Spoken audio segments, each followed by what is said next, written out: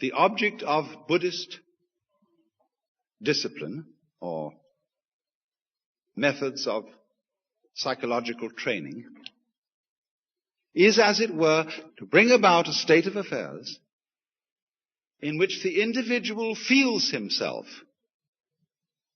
to be everything that there is, the whole cosmos, focused, expressing itself here. Now, in that way, your sense of identity would be turned inside out. You wouldn't forget who you were. You wouldn't forget your name and address, your telephone number, your social security number, and what sort of role you're supposed to occupy in society. But you would know that this particular role that you play, this particular personality that you are, is superficial, and the real you is all that there is. And that inversion, turning upside down of the sense of identity, of the state of consciousness which the average person has, is the objective of Buddhistic disciplines. The method of teaching something in Buddhism is rather different from methods of teaching which we use in the Western world. In the Western world, a good teacher is regarded as someone who makes the subject matter easy for the student. A person who explains things cleverly and clearly. So you can take a course in mathematics without tears. In the Oriental world, they have an almost exactly opposite conception, and that is that a good teacher is a person who makes you find out something for yourself. In other words, learn to swim by throwing the baby into the water. There's a story used in Zen about how a burglar taught his child to burgle. He took him one night on a burgling expedition and locked him up in a chest in the house that he was burgling and left him. And the poor little boy was all alone, locked up in the chest. And he began to think, how on earth am I going to get out? So he suddenly called out, "Fire! Fire!" And everybody began running all over the place, and they heard this shriek coming in from inside the chest, and they unlocked it, and he rushed out and shot out into the garden. And just then everybody was in hot pursuit, calling out, "Thief, thief!" And he went by a well, and he picked up a rock and dropped it in the well. And everybody thought, the poor fellow has jumped into the well and committed suicide. And he got away.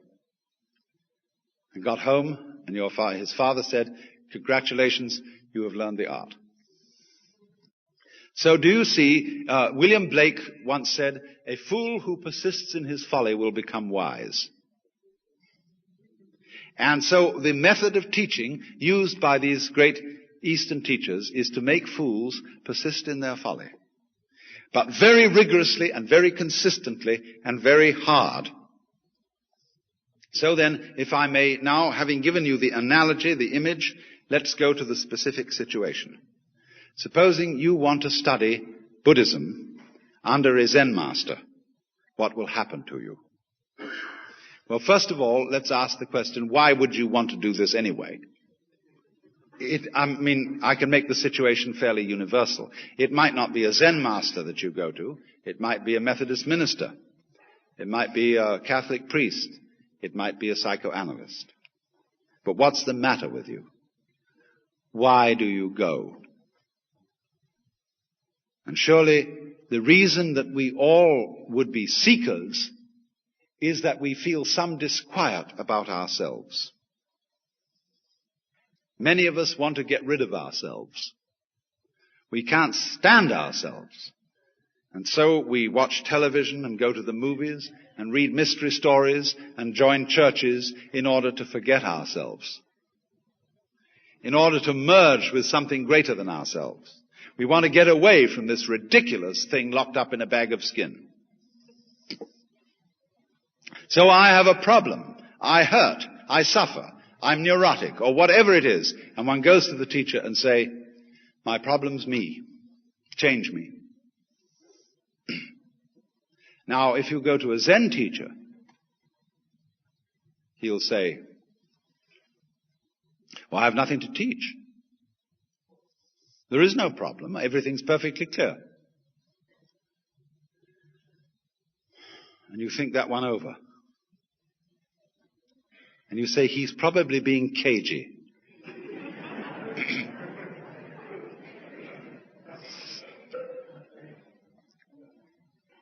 He's testing me out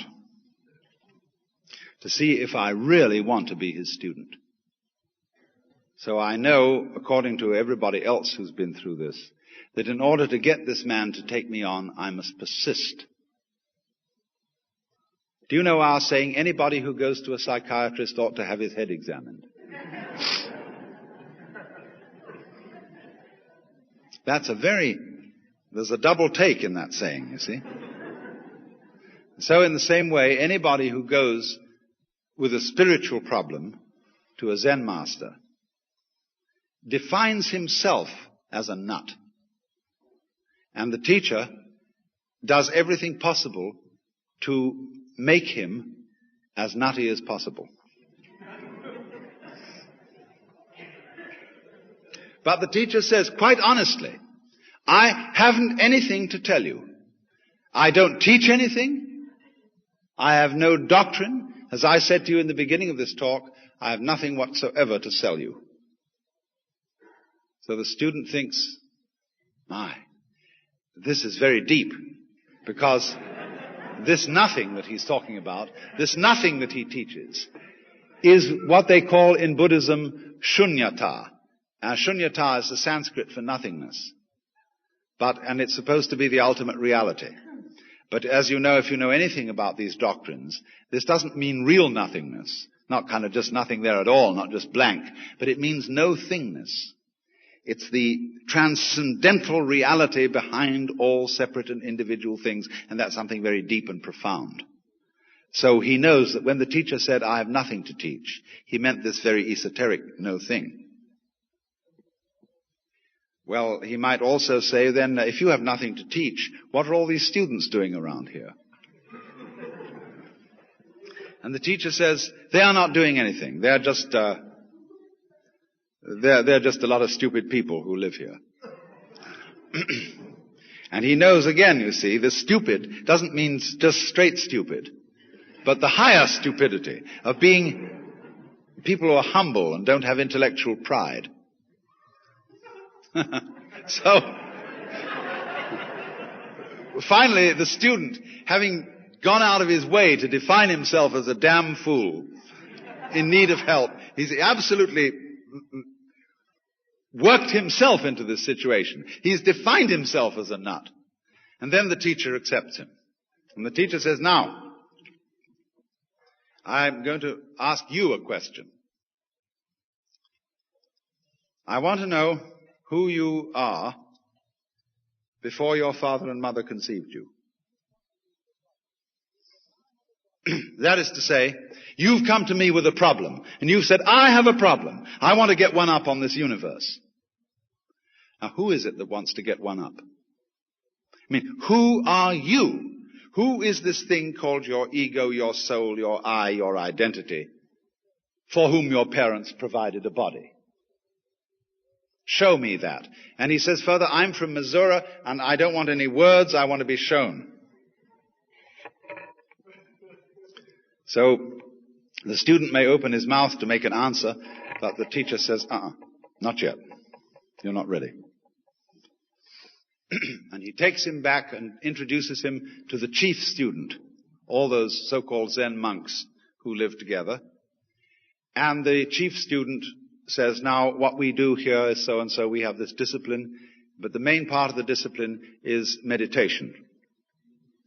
And we all sit cross-legged in a row, and we do that. And you sit cross-legged and you learn how to breathe, and be still. In other words, to do nothing. But you mustn't go to sleep, and you mustn't get into a trance. You have to stay wide awake, not thinking anything, but perfectly doing nothing. And there's a monk walking down all the time with a flat stick, rather long, about so long.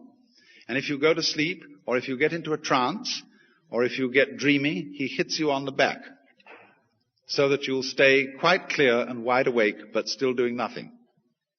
And the idea is that out of this state of profoundly doing nothing, you will be able to tell the teacher who you really are. In other words, the question, who are you before your father and mother conceived you, is a request for an act of perfect sincerity and spontaneity. As if I were to say to you, look, will you be absolutely genuine with me? No deception, please.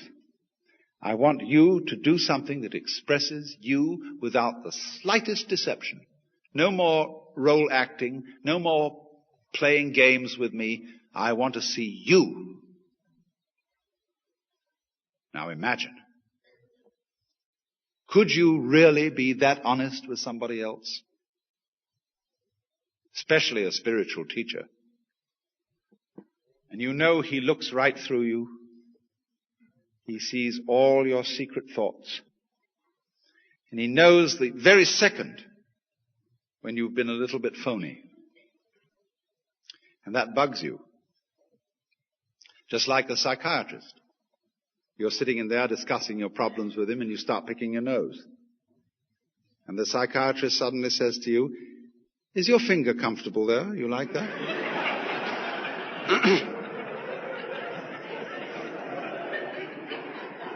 And you know your Freudian slip is showing. What do fingers symbolize? What do nostrils symbolize? Uh-oh. And then you quickly put your hand down and sort of...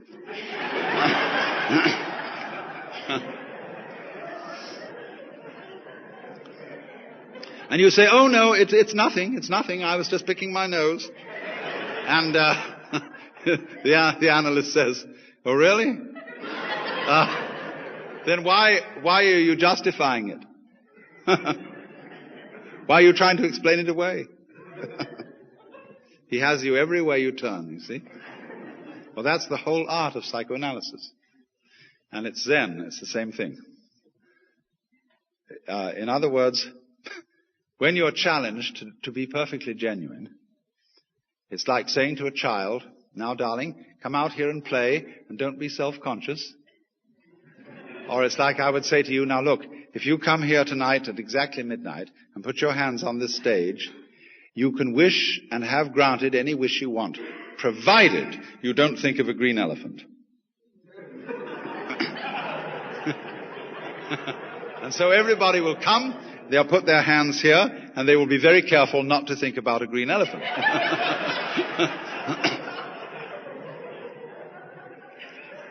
Well, now do you see the point? That everybody, if we transfer this to the dimension of spirituality, where the highest ideal is to be unselfish, to let go of oneself. When you are trying to be unselfish, you're doing it for a selfish reason. You can't be unselfish by a decision of the will, any more than you can decide not to think of a green elephant. There is a story about Confucius, who one day met Lao Tzu, who was a great Chinese philosopher. And Lao Tzu said, "Sir, what is your system?" And Confucius said, it is charity and love of one's neighbor and elimination of self-interest. Lao Tzu said, "Stuff and nonsense. Your elimination of self is a positive manifestation of self. Look at the universe. The stars keep their order. The trees and plants grow upwards without exception. The waters flow. Be like this. All your nonsense about elimination of self is like beating a drum in search of a fugitive. So in this way, these are all examples of the trickery the master is playing on you. You came to him with the idea in your mind that you are a separate, independent, isolated individual. And what he is simply saying to you is, show me this individual. I had a friend who was studying Zen in Japan, and he got pretty desperate to produce the answer of who he really is. And on his way to an interview with the master to give an answer to the problem, he noticed a very common sight in Japan, a big bullfrog sitting around in the garden. And he swooped this bullfrog up in his hand and dropped it in the sleeve of his kimono. And then he went into the master, and to give the answer of who he was, he suddenly produced the bullfrog. And the master said, too intellectual.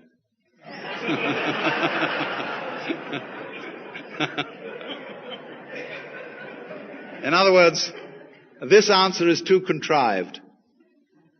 It's too much like Zen. You've been reading too many books. It's not the genuine thing. So after a while, you see, what happens is this. When the student finds that there is absolutely no way of being his true self, not only is there no way of doing it, there is also no way of doing it by not doing it. You can't do it by doing something. You can't do it by not doing something. Let me, to make this clearer, put it into Christian terms. Thou shalt love the Lord thy God. Now, what are you going to do about that? If you try very hard to love God and you ask yourself, why am I doing this?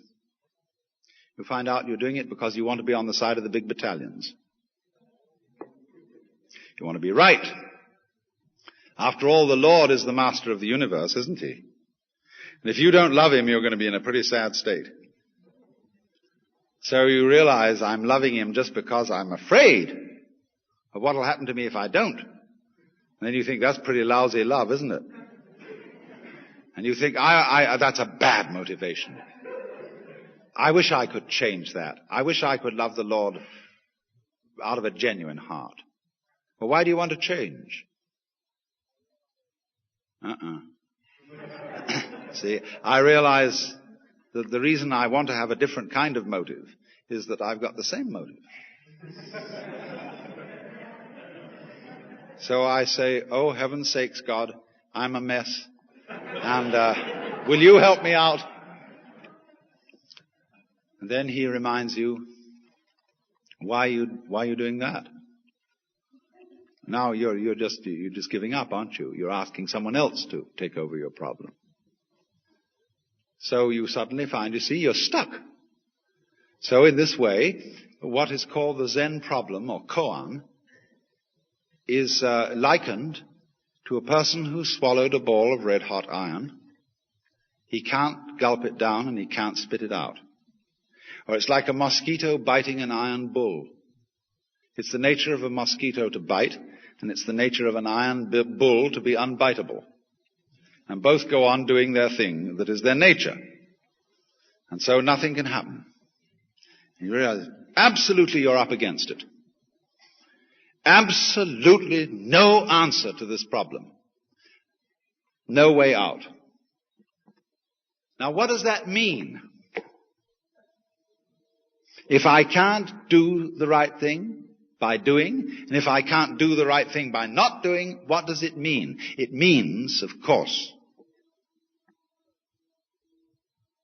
that I, who essayed to do all this, am a hallucination. There is no independent self to be produced. There is no way at all of showing it, because it isn't there. So you recover from the illusion, and you suddenly wake up and think, oh, what a relief. And they call that satori. That's awakening, the first step in awakening. Let me try and translate this. When this kind of experience happens, you discover that what you are is no longer this sort of isolated center of action and experience locked up in your skin. That by being, the teacher has asked you to produce that thing, to show it to him genuine and naked, and you couldn't find it. So it isn't there. And when you see clearly that it isn't there, you have a new sense of identity. And you realize that what you are is, as I said, the whole world of nature doing this. Now that's a difficult thing for many Western people, because it suggests to them a kind of fatalism. It suggests that the individual is nothing more than the puppet of cosmic forces. So in the same way, when your own inner sense of identity changes from being the separate individual to being what the entire cosmos is doing at this place, you become not a puppet, but more truly and more expressively an individual than ever. This is the same paradox which the Christian knows in the form, whosoever would save his soul shall lose it. Now, I think that this is something of very great importance to the Western world today, because we have developed an immensely powerful technology. We have stronger means of changing the physical universe than has ever existed before.